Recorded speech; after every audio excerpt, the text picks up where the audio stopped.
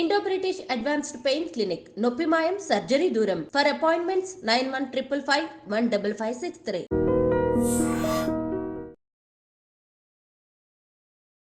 మీరు విభేదించిన క్రాంతి రణదేవ్ ఎన్కౌంటర్ చనిపోయినప్పుడు మీకు ఏమనిపించింది అంటే బాధ అనిపిస్తుంది కానీ మనం చావును కోరుకోలేం కదా.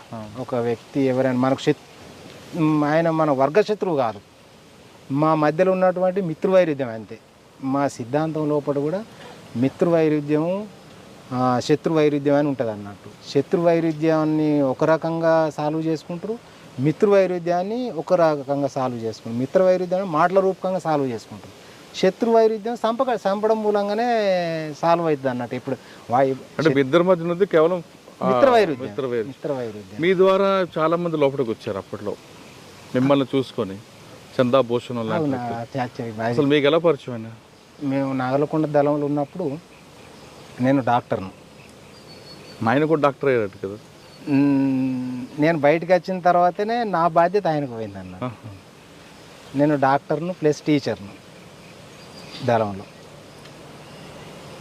తర్వాత స్టూడెంట్స్ తోటి మాట్లాడే బాధ్యత కూడా నాదే అన్నట్టు. అప్పుడు ఈ నాగలకొండ దళంలో ఉన్నప్పుడు కొయ్యూరు అనే ప్రాంతంలో ఒకటి వీళ్ళు అప్పుడు ఫస్ట్ రెసిడెన్షియల్ స్కూల్ అప్పుడు వీళ్ళతోటే స్టార్ట్ అన్నట్టు. మంచి డెవలప్డ్ అన్నట్టు. అప్పుడు మంచి A1 స్టూడెంట్స్ని తీసుకొచ్చి, మెరిట్ స్టూడెంట్స్ని తీసుకొచ్చి ఆ రెసిడెన్షియల్ స్కూళ్ళల్లో జాయిన్ చేసేది అన్నట్టు.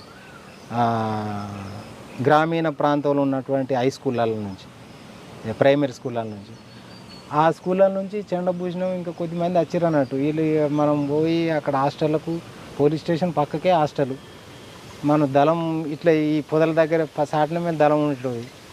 ఈ హాస్టల్కి పోయేది, నైట్ పూట హాస్టల్కి పోతే వీళ్ళు మా దగ్గరికి వచ్చేది అన్నట్టు. మేమంతా ఇక బాగా అప్పుడు క్లాసులు చెప్పేది, పాటలు పాడేది, అన్నీ చేయడం మూలంగా ఈ మా మాటలకు, మా పాటలకు, మా ఆకర్షితులై వీళ్ళు రిక్రూట్ అయినారు అన్నట్టు. అప్పుడు ఆ విధంగా అతను మా శిష్యుడే చందా భూషణ్ అంటే. అన్న, చాలామంది నక్సలైట్లు అంటే కొంతమంది అరెస్ట్ అయిన వాళ్ళు కానీ, కొంతమంది సరెండర్ అయిన వాళ్ళు కానీ బయటకు వచ్చిన తర్వాత ఇంకా సాధారణ జీవితం గడుపుతుంటారు. ఎందుకంటే వాళ్ళకి పీపుల్స్ కష్టాలు తెలుసు, వాళ్ళ గురించి పోరాటం చేసిన వాళ్ళు వీళ్ళంటే వాళ్ళు కొంతమంది. మరి కొంతమంది సెటిల్మెంట్ చేసుకుని పోతుంటారు. నేను దాంట్లోకి దూరలే, సెటిల్మెంట్లకి వెళ్ళలేదు, నాకు ఇష్టం లేదు. ఎందుకంటే నా బ్లడ్లో ఉన్నటువంటిదే మానవులకు ఏ హాని చేయొద్దు అని చెప్పేసి, ఏ అన్యాయం చేయొద్దు. మనం అన్యాయం అయిపోయినా పర్లేదు కానీ ఒకరికి అన్యాయం చేయొద్దు అనేటటువంటి భావన నాది. సెటిల్మెంట్ చేద్దాము ఇప్పుడు నేను విశాఖపట్నం ఈస్ట్ గోదావరి జిల్లాకు పోతే ముద్రగడ పద్మనాభం లేడు ఇప్పుడు, కాపు నాయకుడు, ఆయన కూడా నాకు తెలుసు. అటువంటి పెద్ద పెద్ద ఎమ్మెల్యేలు, మంత్రులు కూడా తెలుసు. ఇప్పుడు కొణతల రామకృష్ణ. ఆయన ఎలా పరిచయం మీకు? ఈ ఆర్గనైజేషన్ ద్వారానే మేము ఆయన పిలిపించుకొని మాట్లాడేవాళ్ళు. కొద్దిమంది సినిమా ప్రొడ్యూసర్స్ కూడా పరిచయం అప్పుడు మాకు. ఎవరు? ఇక్కడ అడవిలో పిలిపించి మాట్లాడారు ప్రొడ్యూసర్ను, డైరెక్టర్లు, ఏదో కొన్ని మన ఆర్గనైజేషన్ రీత్యానే. ముద్రగడ పిలిపించి ఏం మాట్లాడారు? ఇక ఇప్పుడు మేము దాదాపు నాగలకొండ ఏరియాలో పుట్టినప్పుడు 6,000 ఎకరాల భూములు వంచినాం ప్రజలకు. తోటలు, ఆడిటి తోటలు, మామిడి తోటలు. ఇప్పుడు కొన్ని ప్రజలను మోసం చేసి, ప్రజలకు అప్పులు ఇచ్చి, వడ్డీలు వసూలు చేసి వాళ్ళ భూములని ఆక్రమించుకునేటటువంటి భూస్వాములను వాళ్ళకు వ్యతిరేకంగా మొబిలైజ్ చేసేది అన్నట్టు. మేము ఈ ఈస్ట్ గోదావరి డిస్టిక్లో శంఖవరం, నాతవరం, ఏలేశ్వరం, పిఠాపురం, తర్వాత రాజవొమ్మంగి, జడ్డంగి, ఈ మండలాల్లో కూడా. అయితే ఈ అడవి లోపల 170 యాక్ట్ ఉన్నది, ఐడియా ఉంది కదా. 170 యాక్ట్ అంటే గిరిజనుల భూములను మైదాన ప్రాంతంలో ఉన్నటువంటి వాళ్ళు కొంటే చెల్లది, రిజిస్ట్రేషన్ కావాలి. కానీ వాళ్ళు ఏం చేసేదంటే మైదాన రాకూడదు. వాళ్ళు ఇక్కడికి వచ్చి కొని ఈ ఊళ్ళో ఒకటే ఒక ఉంపుడు గత్తెని ఉంచుకొని దాని పేరు మీద రిజిస్ట్రేషన్ చేసుకొని ఉంచేటోళ్ళు అన్నట్టు. ఉంచి ఆ భూమిలో వచ్చినట్టు పలాసయం అంతా బయటికి తీసుకుపోయేది. పాపం వీళ్ళు ఉంపుడు గత్తెను పెళ్లి చేసుకోకుండా కానీ ఇది నేను ఉంచుకున్నదని చెప్పేసి ఆవులనే కాపురం పెట్టేది.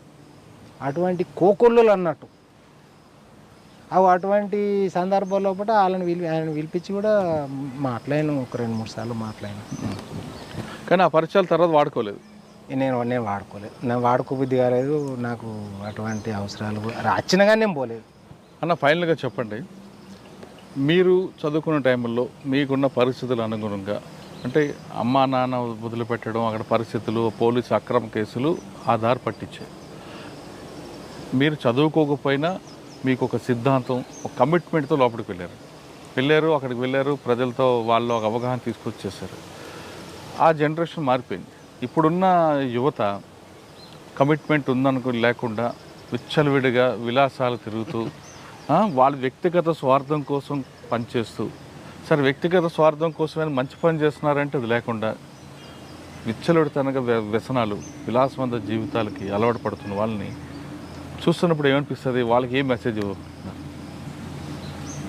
అంటే వాళ్ళ వల్ల సమాజానికి ఏం జరగబోతుంది? వీళ్ళంతా ఇలా కావడానికి గల కారణాలు ప్రభుత్వమే అని నేను నమ్ముతా. ప్రభుత్వాలు ఎప్పుడైనా కానీ ఏ పార్టీ అయినా కానీ, కాంగ్రెస్ కానీ, బీజేపీ కానీ, టీఆర్ఎస్, ఏ పార్టీ కానీ, ఈ పార్టీ అనేటటువంటిది అసలు ఇంకా కొన్ని వివరాలు నేను అడగకుండా నేను చెప్తా. మేము పార్టీలో ఉన్నప్పుడు ఒక ఉక్కు క్రమశిక్షణతో ఉండేవాళ్ళం. మేము ప్రతి నెలకు, ప్రతి 2 నెలలకు ఒకసారి పార్టీ లోపల మేము సమావేశం చేసుకుంటాం అన్నట్టు. ఏ గ్రామం లోపల ఏ సమస్యలు ఉన్నాయి, ఏ గ్రామం లోపల ఆ సమస్యని ఎట్లా పరిష్కరించాలి మనం, అసలు పరిష్కరించడం లోపల ఆ కార్యాచరణ లోపల ఆ పనిని ఇంప్లిమెంటేషన్ చేయడం లోపల కమాండర్ ఫెయిల్యూర్ అయిందా, సక్సెస్ అయిందా, సమీక్ష జరుగుతుంటుంది. అవన్నీ సమీక్షలు ప్రతి నెలకు 2 నెలలకు ఒకసారి జరుగుతుంటాయి అన్న. నువ్వు తప్పు చేసినవు అని చెప్పేసి నేను విమర్శించవచ్చు. ఎంత పెద్ద స్థాయి సెంట్రల్ కమిటీ మెంబర్ను కూడా, మామూలు పార్టీ సభ్యులు కూడా విమర్శించవచ్చు. ఆ స్వేచ్ఛ అనేటటువంటిది ఆ పార్టీ లోపల ఉన్నది, ఇప్పటికి కూడా ఉన్నదని నేను భావిస్తాను. కానీ ఈ బయట బూర్జో పార్టీలలో ఆ ప్రజాస్వామ్యం లేదు. ఇప్పుడు ఏదన్నా ఉదాహరణకి ఏ బూర్జో పార్టీ అయినా కానీ ఒక కమిటీ ఉంటుంది, జిల్లా కమిటీ లేకపోతే మండల కమిటీ, గ్రామ కమిటీ, రాష్ట్ర కమిటీ ఉంటుంది. ఆ కమిటీ లోపల మనం ఏం చేస్తున్నాం, ప్రజలు ఎట్లా, మన పథకాలు ఎట్లా పోతున్నాయి, ప్రజలకు చేరుతున్నాయా చేరుతలే, వాళ్ళు ఏమైనా సమీక్ష చేస్తారా? చేయరు. మనం చేసేటటువంటి స్కీములు, పథకాలు ప్రజల లోపలికి పోతున్నాయా అనేటటువంటి ఏది అవసరం లేదు వీళ్ళకి కావాల్సినటువంటి ఏంటంటే అధికారం లోపలికి రావాలనేటటువంటి ఆకాంక్షగా తప్ప వీళ్లకు వాళ్ళ స్వార్థపూరితమైనటువంటి ఆలోచనలు తప్ప ప్రజలకు మేలు చేయాలనేటువంటి ఆలోచన ఏ పార్టీ కూడా ఉండదు. ఆ రకంగా ఉంటే ఈ యువత ఎప్పుడో బాగుపడుతుండే. దానికి కారణం ఇదే అన్నట్టు. ఒక గవర్నమెంట్ ఉన్నదంటే యువతకి ఏం చేయాలి, మహిళలకు ఏం చేయాలి, స్టూడెంట్స్కి ఏం చేయాలి, రైతాంగానికి ఏం చేయాలి, కూలీలకు ఏం చేయాలి అనేటటువంటి విధి విధానాలు లేవు అన్నట్టు. ఏ ప్రభుత్వాలకైనా ఏ పార్టీలకైనా లేదు. వాళ్ళ ఓట్లు, వాళ్ళ సీట్లు, వాళ్ళ స్వార్థం కోసం చూసుకుంటారు అంతే కదా. అందుకే కదా ఈ యువత అంతా ఇట్లా చెందింది. ఓకే, ఇప్పుడు పెడదోర పడుతున్న, చెడు వ్యసనాలకు బలవుతున్న, బానిస అవుతున్న యువతకి మీరు ఇచ్చే మెసేజ్ ఏంటి? ఎవరైనా కానీ ఈ రాజకీయ పార్టీలు ఎన్ని చెప్పినా కానీ ఈ యువతకు వాళ్ళు మన యువత గురించి ఈ రాజకీయ పార్టీలు చేసేటటువంటి ఏం లేదు. మనకు మనమే డెవలప్ కావాలి. ఉదాహరణకు ఇక నాది నేను చెప్పుకోవద్దు అనుకున్నా కానీ చెప్పవలసి వస్తుంది. నేను బయటికి వెళ్ళిన తర్వాత 1 సంవత్సరానికి పెళ్ళి చేసుకున్నాను. నాకు ఇప్పుడు ఆస్తులు, నాకు ఎంత పెద్ద చెప్పుకోదగ్గ ఆస్తులు లేవు. నేను ఇప్పటికి కూడా కూలి చేసుకుని బతుకుతా. ఇప్పటికీ నా భార్య కూడా కూలి పని చేస్తుంది. నాకు 3 అబ్బాయిలు. కానీ 3 అబ్బాయిలను నేను గ్రాడ్యుయేట్ చేసిన. ఒక అబ్బాయి ఐఐటీలో ఎంటెక్ చేసాడు. ఇంజనీర్ బీటెక్ ఇడుపులపాయల బీటెక్ చేశాను. మా పెద్ద అబ్బాయి ఆడు ర్యాంకరు, 10th క్లాస్లో ర్యాంకరు, ఇంజనీరింగ్లో ర్యాంకరు, ఎంటెక్లో కూడా ర్యాంకరే. చిన్నోడు ఇప్పుడు గ్రూప్స్ తయారవుతుండు, గ్రూప్ 1లో వెళ్ళిండు ప్రీలిమ్స్లో. మేము ఎస్సీలం, ఆయనకి 81 మార్క్ వచ్చింది. 81 మార్క్ అంటే దాదాపు ఓపెన్ కేటగిరీలో ఒక మెయిన్స్ రావాలి. చిన్నోడు టీసీఎస్లో హైదరాబాద్లో పనిచేస్తుండు. మా పిల్లలను నేను కష్టపడి చదివించిన, అయినా కానీ నేను ఎంత ఖర్చు పెట్టాలని అనుకుని నేను అంత స్థాయి చదవాలని అంటే డబ్బులు ఖర్చు పెడితే కాదు. నేను డబ్బులు ఖర్చు పెట్టే స్థితిలో, కొద్దిమంది ఎట్లుంటారంటే డబ్బులు ఖర్చు పెట్టే స్థితిలో ఉంటే వాళ్ళు చదవకపోవచ్చు, వాళ్ళు చదివితే డబ్బులు ఖర్చు పెట్టే స్థితిలో తల్లిదండ్రులు ఉండకపోవచ్చు.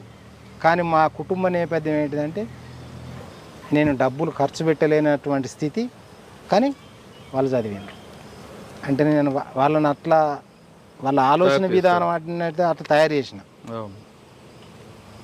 ఇప్పటికి కూడా ఇప్పుడు నేను పైసలు డబ్బు ఇప్పటికి వాళ్ళు గ్రాడ్యుయేట్స్ అయ్యారు, ఇప్పుడు నన్ను డబ్బులు అడగరాలు.